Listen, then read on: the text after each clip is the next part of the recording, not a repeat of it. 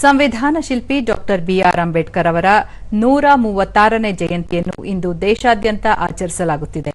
ಇದರ ಅಂಗವಾಗಿ ದೇಶದ ಹಲವೆಡೆ ನಾನಾ ಕಾರ್ಯಕ್ರಮಗಳನ್ನು ನಡೆಸಲಾಗುತ್ತಿದ್ದು, ಅಂಬೇಡ್ಕರ್ ಅವರಿಗೆ ಗೌರವ ನಮನ ಸಲ್ಲಿಸಲಾಗುತ್ತಿದೆ. ದೆಹಲಿಯ ಸಂಸತ್ ಭವನದ ಆವರಣದ ಪ್ರೇರಣಾ ಸ್ಥಳದಲ್ಲಿ ಡಾಕ್ಟರ್ ಬಿಆರ್ ಅಂಬೇಡ್ಕರ್ ಅವರಿಗೆ ಗೌರವ ಸಲ್ಲಿಸುವ ವಿಶೇಷ ಕಾರ್ಯಕ್ರಮ ನಡೆಯಿತು.